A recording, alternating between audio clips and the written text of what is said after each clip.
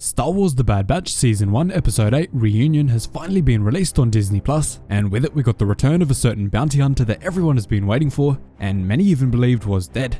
The episode also has some awesome connections to the Star Wars games and the upcoming Book of Boba Fett, which gives us some hints about what's coming in the near future.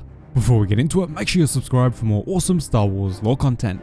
So the action begins back on Kamino with Crosshair receiving information from the Scrappers Guild of Bracca, telling him that his old friends of Clone Force 99 are currently there. As we all know, Bracca is the planet where Cal Kestis from Jedi Fallen Order was forced to work on after Order 66 in order to survive, and the Scrappers Guild is who he worked for. Lamu Su, the Prime Minister of Kamino, of course wants them back because they consider clones to be the property of Kamino, and for some darker reasons, but Admiral Rampart, the man in charge of Project War Mantle, has no patience for these traitors anymore, and as a result he orders their immediate termination.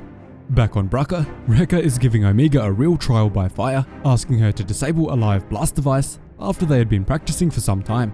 Omega doesn't quite get it right on her first go, and is forced to dive into hiding, leaving her terrified. Luckily, Wrecker is crazy, but he's not that crazy, and while the blast device is real, it's only a smoke device.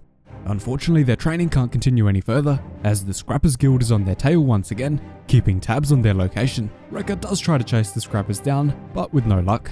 While this does worry the Bad Batch pretty badly, Hunter knows that they are still in debt to Sid and need to make some money immediately, or they'll be back out on the streets. Knowing this, he decides to raid the armory of the Jedi Cruiser, hoping to uncover some old Clone Wars weaponry to sell. Tech also wants to get to the bridge of the Venator to extract intelligence from the Jedi generals who served on this ship.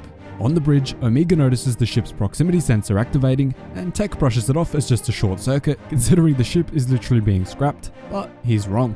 Multiple Imperial vessels roar past the Jedi Cruiser and land very close nearby with Crosshair and his elite squad on board. While this is happening, Lamu Su and Nala Se are seeking further assistance from a bounty hunter because they know that their situation is quickly getting dire with the Empire, and Admiral Rampart and Tarkin are getting closer and closer to disregarding them. That bounty hunter is the man we've all been waiting for, and the one that many people thought was dead because of the deleted scenes from the Clone Wars, Cad Bane. Cad Bane was mentored by Jango Fett himself before the Clone Wars, and after his death on Geonosis, Bane quickly rose to the status of the top bounty hunter in the galaxy during the Clone Wars. Throughout his time hunting bounties, he worked with the likes of Aurra Sing, Bossk, Darth Maul, and many of the galaxy's most notorious figures. During the Clone Wars, Bane even managed to infiltrate the Jedi Temple on Coruscant to steal a list of the Force-sensitive children in the galaxy for Darth Sidious. For those of you who don't know, Cad Bane is featured in a deleted scene where he gets into a heated argument with a young Boba Fett over the treatment of their captives. Boba is sick of Cad Bane putting innocent lives in danger and causing them to live in constant fear,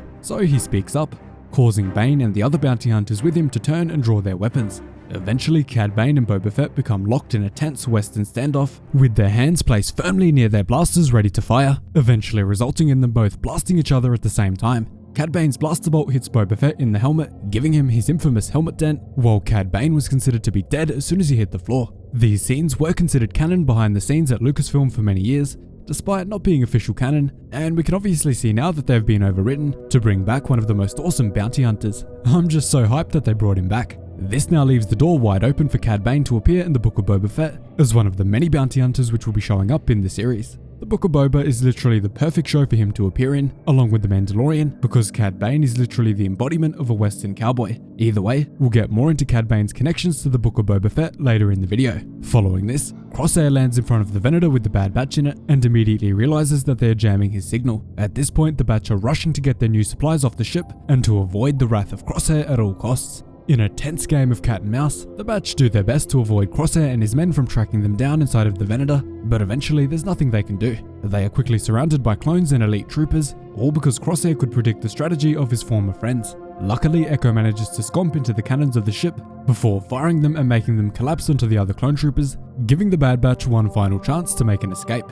While the battle is going down, Omega sadly gets her first confirmed kill on a clone trooper using her new energy bow, showing you just how brutal the inhibitor chips are, forcing brothers to fight against brothers, and even sisters in this case since Omega is a clone. Following this, the Batch are forced to escape through the ion engines of the Venator, which terrifies Wrecker as we know he's horrified of heights. Their escape isn't long-lived however, as Crosshair again predicts their movements and meets them all at the escape point of the engines, ready to kill his old squad mates as soon as he gets the chance. He then goes a step further and orders his men to turn the engine on, knowing that if he goes through with this, the entire Bad Batch would be incinerated alive.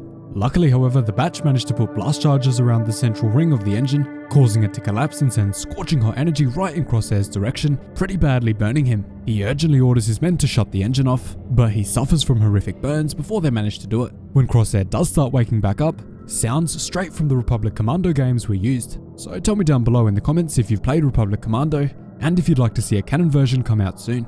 While this is happening, Hunter and Omega notice that clone troopers seem to be dropping off without any good explanation, pointing to the fact that some mysterious figure is lurking among them. This figure is of course the renowned bounty hunter Cad Bane, and his awesome techno service droid Todo 360. Bane is sporting a completely new outfit from his Clone Wars one, and even a different one from the deleted scenes. Following this, Cad Bane enters another Western standoff, this time with Hunter, and easily comes out on top, leaving Hunter badly injured. This terrifies Omega, but before she can fire on Bane with her energy bow, she is stopped by Todo and is stunned to the ground, leaving her out cold. Now if you look at this scene, it's almost a shot-for-shot match with the unfinished Clone Wars reel, where Cad Bane is thought to have died. So it's definitely a different outcome this time. It's cool to see them reuse this scene for this purpose, despite the stakes being slightly lower with no deaths. But tell me in the comments, did you have a flash of thinking Hunter may be dead? After this, Bane's line about having killed many clones could also be some subtle foreshadowing to his death, either in the Book of Boba Fett or somewhere else, most likely being killed by a clone, Boba Fett. This would also be a pretty fitting way for him to eventually go out, as we know he was great friends with Boba's father Jango, until Mace Windu took Jango's head off. Thankfully, Hunter's chestplate dissipates most of the blaster bolt's energy, leaving him alive, but not in a good state. The Bad Batch then evacuate the area at a rapid pace, unfortunately missing Omega. During this escape, we get an awesome scene, which is a callback to the old Republic Commando game, with the shot inside of the visor, and using some of the old sound effects and VFX straight from the game. Some of these details are pulled directly from the game and some are slightly adapted, but they really add to the feel of the episode, and are perfect for a clone-centered show. Dave Filoni has also said on multiple occasions that Republic Commando is his favourite Star Wars game, so it's definitely no surprise to see some references thrown into the show. He even gave Delta Squad a very small cameo appearance in the Clone Wars episode Witches of the Mist, but we didn't get much information other than that about them. Recently, however, in the brand new Clone Wars encyclopedia, their canon stories were expanded upon, hinting at a possible return for the Deltas, especially with these new references. So that leaves us with just one major question regarding the Deltas. Where will they fit into the series? Following that, the crew managed to make it back to the Havoc Marauder just in time, escaping Bracca and finally putting some distance between themselves and Crosshair. On the ship, Hunter is in a deep panic and exclaims to the other members of the Bad Batch that they took Omega, with pure fear in his voice. Wrecker demands to know if it was Crosshair that took her, but Hunter tells him that it was a bounty hunter. This puts us right back into the chase for the next episode, probably meaning that this is a 3-part arc. So that's pretty exciting, and I can't wait to see what happens next with Cad Bane. So that is my full breakdown of Star Wars The Bad Batch Season 1 Episode 8 Reunion. Make sure you subscribe down below for more awesome Bad Batch content. Thanks so much for watching, really hope you enjoyed the video. Cheers guys, hope to see you in the next one.